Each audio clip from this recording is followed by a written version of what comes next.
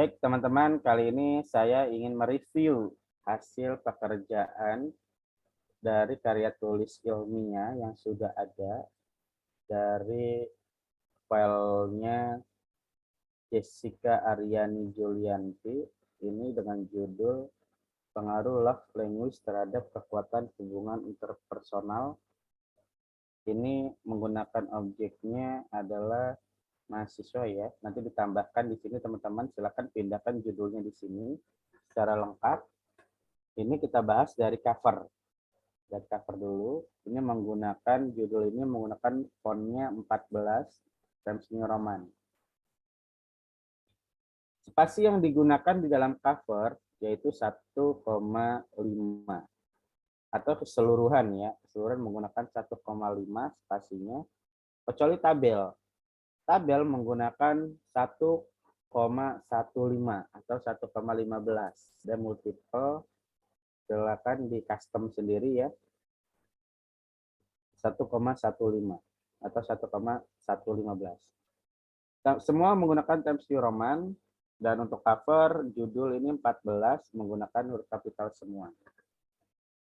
Kemudian enter 2 kali, di sini terdapat instruksi tugas ya.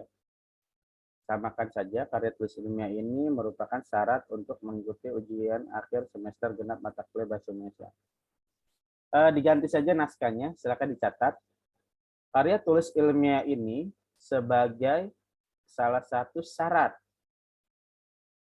ya, sebagai salah satu syarat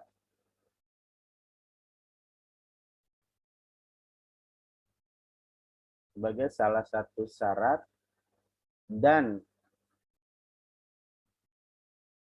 hasil UAS, hasil ujian akhir semester. Dan hasil ujian akhir semester genap mata kuliah Bahasa Indonesia. Jadi seperti itu ya bahasanya ya. Kemudian enter 2 kali, ada logo. Silakan menggunakan logo kampus atau masing-masing fakultas, silakan saja. Diproporsionalkan besar kecilnya, jangan terlalu besar banget, jangan terlalu kecil banget. Kemudian enter 1 kali, ditulis disusun oleh. Penulisan disusun oleh tidak menggunakan titik 2. Ya, disusun oleh Rahma dan Jessica. Rahma Jessica, R-nya pertama, J-nya yang kedua. Apakah alfabet? Tidak. Di sini sudah ditentukan berdasarkan ketuanya, misalnya. Siapa yang menjadi ketuanya, ketua kelompoknya tulis yang pertama, kemudian kedua siapa, ketiga siapa. Tapi tidak mempengaruhi nilai, hanya penulisan saja. Kemudian berikan NIM-nya. Untuk judul sampai logo ini menggunakan center ya. Disusun oleh juga menggunakan center. Tetapi kalau Rahma dan Jessica atau penulisan nama dan NIM tidak menggunakan center, tetapi menggunakan rata kanan, rata kiri atau ruler yang sama ya. Jadi jangan sampai menengah gitu ya, atau center. Kemudian dilanjutkan dengan program studi, fakultas, universitas, dan tahun. Dan ini menggunakan center. Program studinya apa, fakultasnya apa, Universitas Pembangunan, kemudian 2022 tahunnya. Perhatikan, untuk penulisan karya tulis ilmiah ini menggunakan fontnya 12. Judul 14, karena judul 14, maka program studi pun sampai akhirnya menggunakan 14. Yang 12 hanya karya tulis dan disusun oleh. Sama nama mahasiswa dan nama ini 12. Menggunakan 1,5 spasi. Kemudian ada lembar pengesahan. Tulis judulnya dulu apa, judul Anda di sini tidak perlu menggunakan kapital semua, hanya huruf awalnya saja. Perhatikan seperti ini. Judulnya tulis di sini, kemudian redaksi disusun untuk memenuhi syarat sampai Bahasa Indonesia ini, samakan dengan redaksi yang di cover. Samakan redaksi yang ada di cover.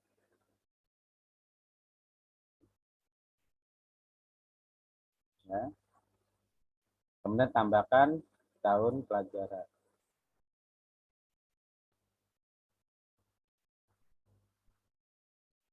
Kemudian disusun oleh tidak menggunakan titik dua ya. Disusun oleh tidak menggunakan titik dua. Nah ini menggunakan center. Semua menggunakan center.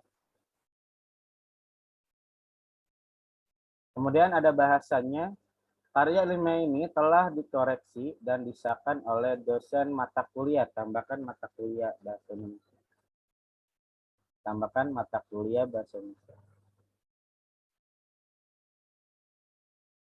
Jadi teman-teman mencatat ya. Mencatat revisiannya atau penambahan dari saya atau koreksi dari saya ini. Disusun tulisannya yang proporsional, jangan sampai bahasa Indonesia-nya di bawah seperti ini, silakan boleh di enter dari kata oleh. Ini semua 12 fontnya ya. Ini semua fontnya 12 kecuali lembar pengesahan penelitian. Setiap judul pada paper menggunakan 14. Kemudian ditebalkan. Kemudian isinya menggunakan Times New Roman 12. Tidak perlu ditebalkan, kecuali hal-hal tertentu yang perlu ditebalkan. Seperti ini ada judul, boleh ditebalkan. Kemudian judulnya setelah ditebalkan dicetak miring. Karena judul karya tulisnya itu penulisannya harus miring. Kemudian di sini ditulis Jakarta, tanggal berapa. Kalau ini sesuaikan dengan letak wilayah kampus kalian. Jika di Bandung, tulis di Bandung. Di Jakarta. Tangerang, tulis Tangerang. Tanggalnya adalah tanggal UAS. Jadi dari sekarang silakan cari tahu informasinya, tanggal UASnya apa. Kemudian di sini diganti dengan nama dosen pembimbing Anda. Misalnya Dr. Nini Ibrahim MPD titik, atau misalnya Ahmad Hidayatullah MPD titik. Kemudian masuk ke lembar berikutnya ada abstrak. Ya, ada abstrak. Abstrak ini penggunaannya dalam bahasa Indonesia ya. Ini ada bahasa Indonesia abstrak. Di sini ditulis dulu nama penulisnya, kemudian judulnya apa, kemudian kampusnya apa, kotanya apa, tahun berapa, kemudian diberikan justify atau rata kanan, rata kiri. Abstrak itu dibuat dalam satu paragraf. Abstrak dibuat dalam bentuk satu paragraf. Silakan dicatat apa saja isi abstraknya. Pertama adalah deskripsi singkat dari latar belakang. Deskripsi singkat dari latar belakang. Nah ini kurang. Ini bukan deskripsi singkat. Kemudian setelah itu lanjutkan dengan tujuan. Kemudian lanjutkan dengan metode. Kemudian lanjutkan dengan hasil penelitian. Terakhir, lanjutkan dengan simpulan. Nah, silakan diisi deskripsi singkatnya mengapa Anda mengambil karya tulis ilmiah ini. Deskripsi singkatnya boleh 2 kalimat, 3 kalimat, seperti itu. Kemudian metodenya apa, tujuannya apa, kemudian metodenya apa, hasil penelitiannya apa, terakhir tulis simpulannya. Banyaknya abstrak dari awal sampai akhir ini harus berjumlah minimal. Artinya maksimal saja saya batasi 250 kata. 250 kata, jadi boleh kurang.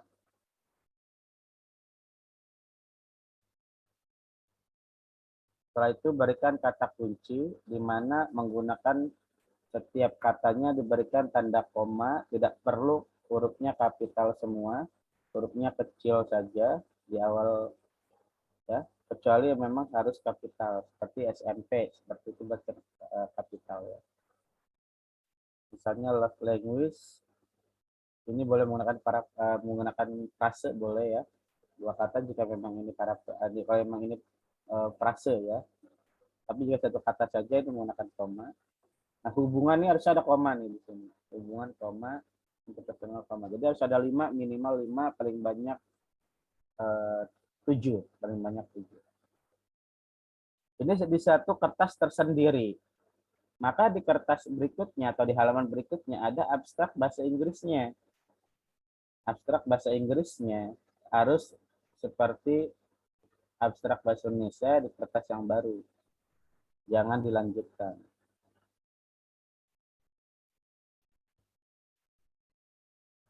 Kemudian di bahasa Inggris kan, jangan lupa dicetak miring semua, termasuk keywordnya juga. Di sini ketinggalan keywordnya tidak ada. Harus ada keywordnya juga, kata-kata kuncinya ya. Setelah itu, masuk ke kata pengantar. Kalian cek kembali di sistematika ya, di sistematika yang di materi saya. Sistematikanya itu ikuti sistematika yang ada di situ, apakah prakata atau kata pengantar. Gitu ya. Kemudian di dalam kata pengantar berisi 5 paragraf. Jadi kata pengantar ini isinya 5 paragraf. Apa saja 5 paragraf ini? Pertama adalah ucapan syukur. Silakan bahasanya dibuat untuk menandakan ucapan syukur. Teman-teman, yang perlu diperhatikan adalah gunakan kalimat yang efektif. Misalnya, tidak boleh menggunakan assalamualaikum. Tidak boleh menggunakan alhamdulillah. Karena kalau alhamdulillah itu artinya sudah puji syukur. Tidak boleh menggunakan puja dan puji syukur. Ya. Kemudian, kata kami diganti dengan penulis. Kata kami digunakan atau diganti dengan kata penulis. Jadi puji syukur penulis panjatkan. Kalau teman-teman ingin menggunakan kata kehadirat, maka penulisan ke-nya itu spasi. Ke spasi hadirat. Kehadirat Tuhan yang Maha Esa atau Allah Subhanahu wa taala. Kalau menggunakan Allah Subhanahu wa taala, SWT-nya menggunakan huruf kecil semua, SWT-nya. Jadi dalam penulisannya tetap perhatikan EYD-nya ya, maksud saya PUEB-nya. Perhatikan ejaannya atau PUEB-nya. Paragraf kedua berisi tentang tujuan penulisan. Nah, untuk tujuan penulisan ini, silakan dicatat, teman-teman. Untuk PJ, jangan lupa kalau catatannya langsung di-share ke teman-teman ya, supaya teman-teman yang lain yang tidak memperhatikan ini tahu. Sekarang catat, tujuan penulisan karya ilmiah untuk tujuan penulisan karya ilmiah ini untuk mengetahui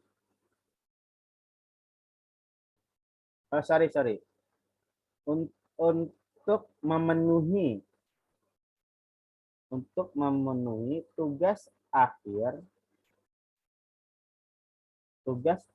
dan ujian akhir semester kurung buka kurung tutup UAS pada mata kuliah Bahasa Indonesia program studi ...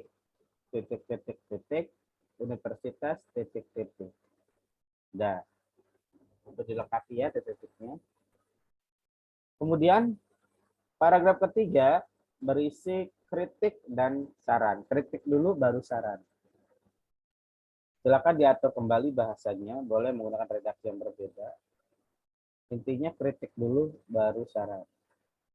Tetap kata gantinya menggunakan penulis, bukan menggunakan kami. Paragraf keempat berisi tentang pengucapan terima kasih. Ya, ucapan terima kasih. Jadi silakan di situ ditulis ucapan terima kasihnya untuk siapa saja. Yang pasti dosen pengampu ya, pengampu mata kuliah. Dituliskan namanya, dituliskan keterangannya. Keterangannya misal gini, yang telah membimbing bla bla bla bla. Gitu. Siapa saja, tapi dalam lingkup formal. Jangan bawa-bawa orang tua, tidak boleh membawa-bawa pacar, walaupun itu suka mengantar atau mendampingi kalian, ke suami tidak boleh. Nah, formal saja. Kalau mau dengan program studi, boleh dengan kaprodinya. Tapi dirasa jika tidak perlu, maka cukup dosen pengampu saja. Nah, kalau hanya ada satu saja, tidak perlu menggunakan penomoran, cukup satu paragraf saja. Kecuali kalau lebih dari satu, silakan boleh menggunakan penomoran 1, 2, dan seterusnya. Paragraf terakhir adalah harapan penulis.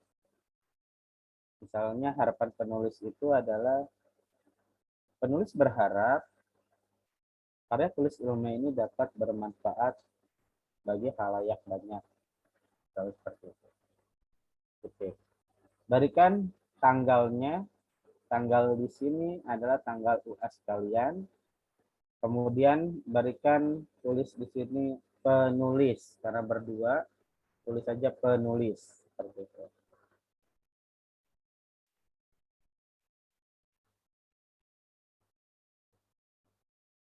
Kemudian setelah pengkata pengantar atau prakata masuk ke daftar isi. Daftar isi sesuaikan dengan sistematika dari cover sampai lampiran. Kemudian untuk halamannya teman-teman jangan menggunakan huruf Arab. Kalau untuk lembar pengesahan atau cover dari cover sampai daftar isi sebelum masuk ke pendahuluan atau bab 1, teman-teman menggunakan penomorannya adalah Romawi, ya. Misalnya I kecil ya, 1, I2 berarti nomor 2. Tapi kalau masuk ke bab 1, maka teman-teman sudah menggunakan angka Arab, yaitu nomor 1, nomor 2, dan seterusnya. Untuk daftar isi saya bebaskan. Jika kalian ingin menggunakan format, silakan itu lebih baik. Atau manual saja silakan. Yang pasti jangan lupa berikan tanda titik-titik di sini ya. Nah ini dibuat semacam apa ya? Ada aplikasinya ya. Ini dibuat otomatis. Jadi ketika saya klik daftar isi kata pengantar, itu akan muncul kata pengantar. Kita klik kata pengantar, kita keluar dari kata pengantar. Kemudian setelah itu baru teman-teman masuk ke bab 1 pendahuluan. Nah, ini penulisan bab 1 pendahuluan ini harus di atas ya. Ini kelemahan dari jika menggunakan otomatis. Dia mengikuti bagaimana penulisan babnya di judulnya ya. Di bagian judul dan subjudul yang ada di papernya. Bab 1 pendahuluan diteruskan di atas, jangan diantar ya. Tulis latar belakang, rumusan, tujuan, manfaat dengan 1,5 spasi. Berikan tanda titik terus sampai selesai. Teorinya juga sama, lanjutkan terus sampai selesai. Nah, di fokus lampira, di daftar pustaka dulu. Di daftar pustaka ini tidak perlu digunakan halaman. Tidak perlu. Tidak perlu menggunakan halaman, dihentikan saja. Seperti itu. Namun jika ingin menggunakan halaman, bagaimana Pak? Boleh-boleh saja silakan ya. Tetapi harus ada tanda titik-titiknya. Nah, daftar pustaka dianjurkan untuk menggunakan Mendeley. Semua data menggunakan Mendeley. Nanti saya berikan contohnya data yang menggunakan Mendeley. Jadi ketika nanti di Mendeley itu ketahuan kutipan yang asal dan kebenaran kutipannya. Kemudian lampiran. Nah, lampiran ini jangan ditulis lampiran begini, tapi ditulis jabarkan lagi. Lampirannya atas saja. Ya, kalau mau di sini, kalau di atasnya ada daftar lampiran di setelah bab 1, maka tidak perlu ada lampiran di sini. Nah, ini berhubung di sini sudah langsung bab 1, berarti di sini tulis saja lampiran 1 apa, 2 apa, 3 apa, 4 apa. Nah, kalau ada halamannya, tadi saya persilakan jika memang ada, silakan. Jika tidak masalah. Lampiran 1 misalnya hasil analisis misalnya, atau hasil perhitungan angket seperti itu. Masuk ke bab 1 pendahuluan, poin pertama adalah latar belakang. Semuanya menggunakan 1,5 spasi. Ini menjorok ya, jangan lupa kalau ketika dia ke kanan, dibalikin lagi ke posisi di awal. huruf L-nya sejajar dengan P, M-nya boleh menggunakan tab atau setengah dari ruler. Tidak boleh menggunakan kata depan atau preposisi atau konjungsi di awal kalimat. Contoh, di sini ada di atau misalnya sehingga, misalnya dan, jadi tidak boleh seperti itu ya. Kemudian ikut pembuatan latar belakang, ikuti materi yang saya berikan yang ada di PPT ataupun di PowerPoint, video saya yang lain itu sudah ada dijelaskan bagaimana cara membuat latar belakang. Ikuti saja instruksinya seperti itu. Kemudian masuk ke poin B. Masuk ke poin B yaitu masalah atau rumusan masalah. Di mana rumusan masalah ini wajib semuanya harus menggunakan pertanyaan atau dibuat dalam bentuk pertanyaan.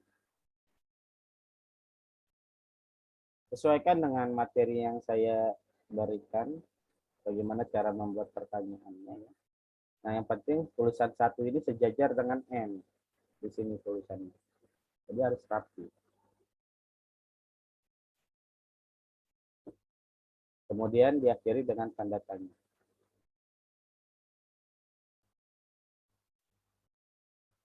Masuk ke poin berikutnya adalah tujuan. Nah, jika pertanyaan ada 3, maka tujuan juga ada 3.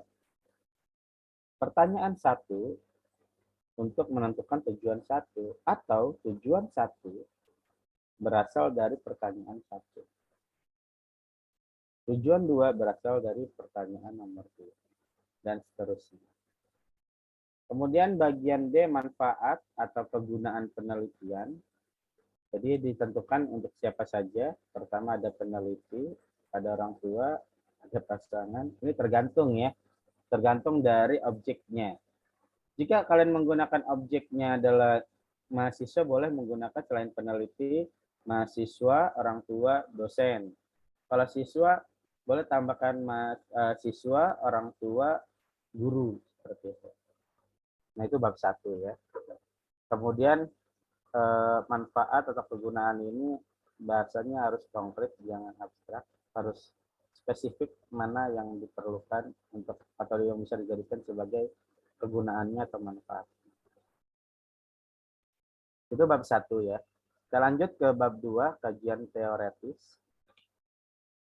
Di sini poin pertamanya adalah ikuti di panduan di sistematika, ada deskripsi teori, ada kajian teori, jadi cek kembali di sistematika yang saya berikan sebelumnya. Kemudian di sini dipecah dari judul Anda. Di sini ada judul pengaruh love language terhadap kekuatan hubungan interpersonal. Pertama adalah love language, kedua adalah kekuatan, ketiga ada hubungan interpersonal. Jadi ada 3 teori yang bisa dikemukakan di dalam deskripsi teori Anda di bab 2. Nah, boleh Anda menggunakan subjudul kembali, A, deskripsi teori, kemudian hakikat love language. Nah, satunya sesuai dengan D, kemudian ada lagi pengertian love language, A-nya sesuaikan dengan K. Setiap submateri minimal terdiri dari 3 teori. 3 teori di sini silakan kalian cari minimal 3 dari siapa saja pengertian yang kalian jelaskan. Silakan jika ingin dibuat sub seperti ini, misalnya pengertiannya apa, kemudian tujuannya apa, manfaatnya, silakan. Atau langsung saja dalam bentuk paragraf digabung semua pengertian, tujuan, manfaat, jenis-jenis silakan.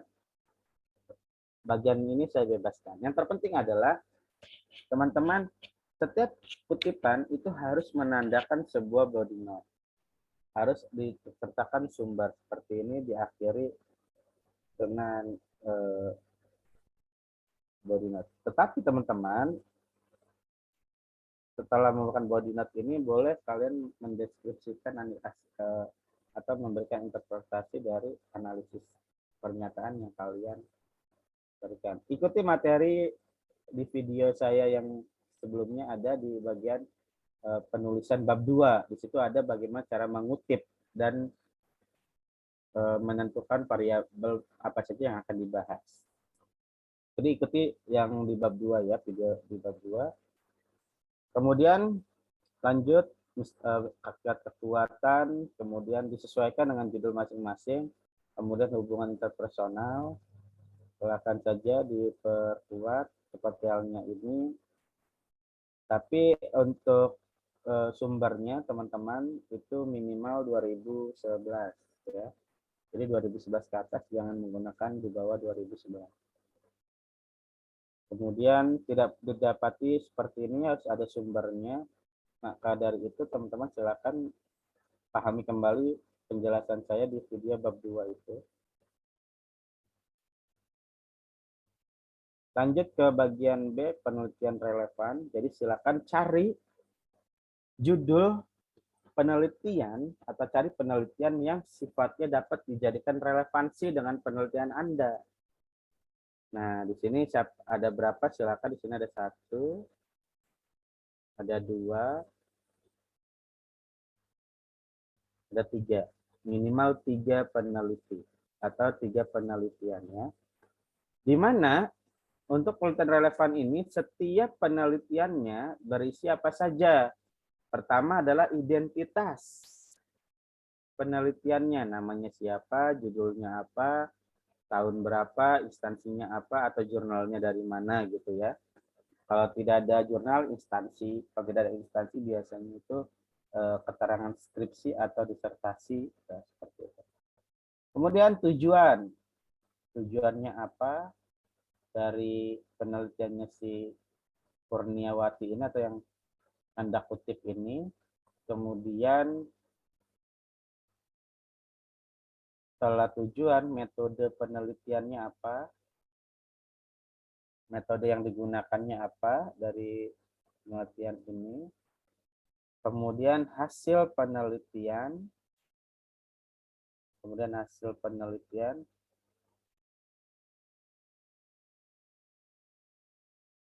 Nah, sudah. Jadi isinya ada pertama adalah identifikasi data, identitas data ya. Kedua tujuan, ketiga metode, keempat adalah hasil penelitian. Lanjut ke nomor 2, Edwin. Seperti tadi ada identitas, ada tujuan, ada metode, ada hasil. Lanjutkan sampai 3 penelitian. Nah, kalau sudah selesai, sebelum masuk ke kerangka berpikir, silakan di bawahnya kalian tuliskan persamaan dan perbedaan. Tambahkan persamaan dan perbedaan di bawahnya dengan penelitian Anda. Misalnya, persamaan penelitian pertama dengan Anda apa yang membuat sama. Misalnya, judulnya, variabelnya salah satunya sama. Misalnya. Di penelitian yang kedua, apa persamaannya? Misalnya, objeknya sama-sama sekolah. Gitu. Atau apanya, seperti itu. Silakan dilihat kembali, dilihat kembali. Kemudian perbedaannya, misalnya perbedaannya kalau penelitian yang ketiga ini, misalnya dia menggunakan sekolah atau siswa ya, tapi Anda penelitian Anda menggunakan mahasiswa atau kampus, nah itu juga sama. Atau variabelnya berbeda, variabel Y-nya atau X-nya seperti itu. Jadi dicek kembali. Jangan lupa di sini diberikan di bawah ini ya kesamaan dan perbedaan. Nah, itu koreksi untuk bukan relevan. Kemudian lanjut ke kerangka berpikir. Di kerangka berpikir ini ikuti panduan atau materi yang saya berikan di video sebelumnya, penulisan bab 2 ya. Yang terpenting adalah nanti ada bagan. Di sini masukkan ke bagannya. Di sini tidak ada bagannya. Masukkan, adakan bagan dari kerangka berpikir ini. Nah, bagan ini bisa kalian prosesnya bisa kalian buat lalui dari fokus materi. Nah, di dalam fokus materi itu nanti hasil sintesisnya masukkan ke sini sebelum bagan nih. Masukkan ke sini. Jadi teman-teman tuh nanti variabel X-nya ditinjaunya dari apa saja, variabel y-nya ditinjau dari apa saja. Masukkan ke sini, kemudian disertakan dengan bagannya. Bagannya saja ya, tidak tabelnya. Kalau di data display, baru bagan dan tabel keduanya. Ya. Jadi di sini setelah nanti hasil sintesisnya dimasukkan ke sini, kemudian masukkan bagannya di bawah ini. Ya. Urutan ini belum terpotong. Nah ini urutannya harusnya dalam bentuk bagan. Silakan bagannya dimasukkan ke sini. Kemudian masuk ke bab 3. Nah, sesuai dengan teori yang saya jelaskan sebelumnya, bisa teman-teman cek kembali di video saya di penentuan metodologi penelitian. Di situ ada materi dan cara menulis metodenya ya, gitu.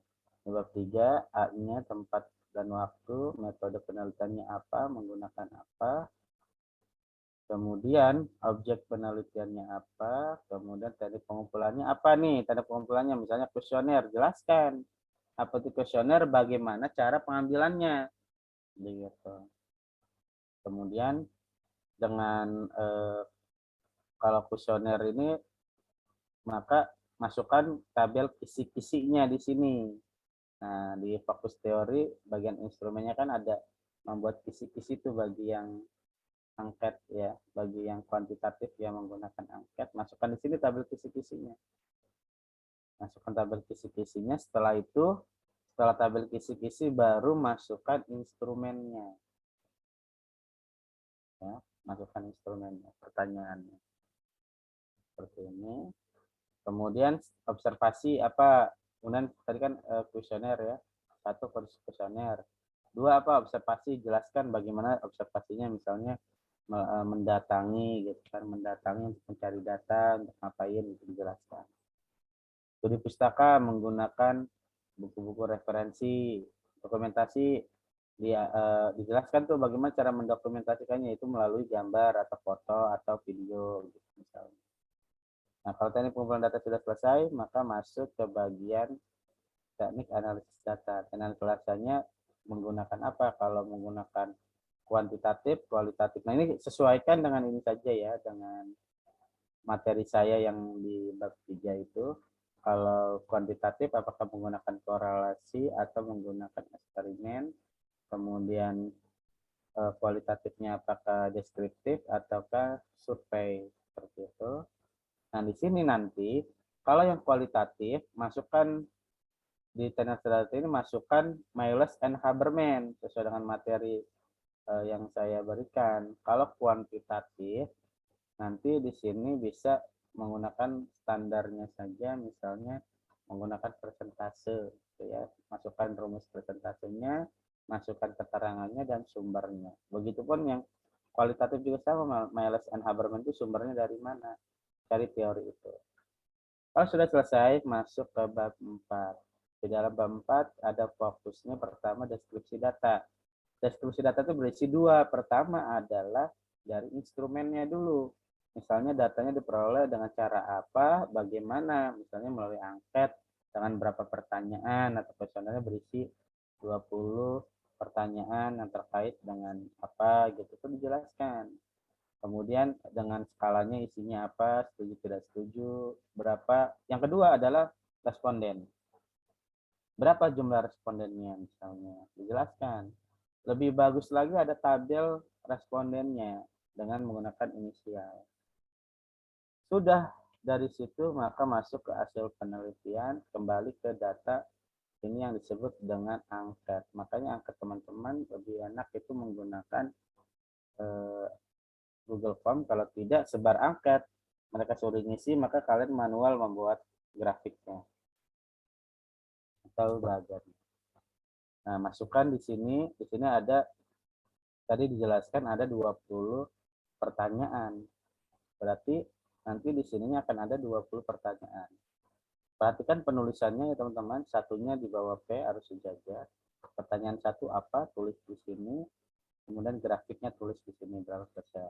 Kemudian dijelaskan. Ingat, rumusnya pertanyaan, grafik atau bagan atau diagram, kemudian hasil analisisnya. Dikasih tahu ada berapa. penjelasannya apa. Kemudian nomor 2 juga sama, ada pertanyaan, ada grafik, ada bagan, ada diagramnya, terserah mau pakai yang mana. Kemudian berikan penjelasan. 3 juga sama, pertanyaannya, kemudian bagannya, atau diagramnya, atau grafiknya, baru setelah itu analisisnya. Lakukan sampai terakhir. Namun ini harus konsisten. Jika kalian menggunakan batang, maka semua menggunakan batang, jangan menggunakan bola seperti ini ya. Kalau menggunakan bola ya bola semua seperti itu. Harus konsisten. Lakukan sampai 20 pertanyaan.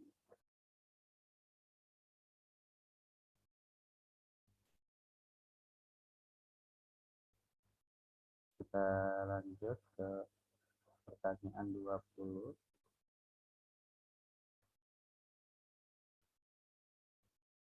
Oke. Ini pertanyaan 20, ini terakhir. Masuk ke poin berikutnya adalah pembahasan. Dalam pembahasan ini menjawab pertanyaan yang ada di bab 1. Masalah. Langsung saja tulis 1, jangan menggunakan simbol. Ini diganti dengan nomor 1 sejajar dengan P.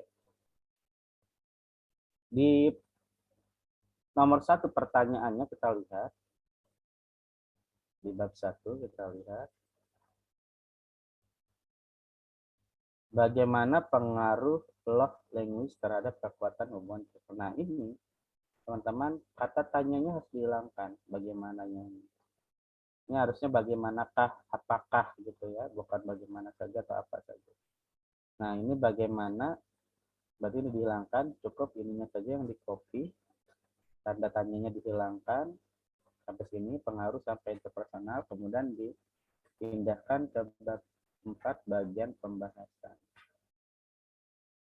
Nah, masukkan di sini. Tidak perlu menggunakan titik.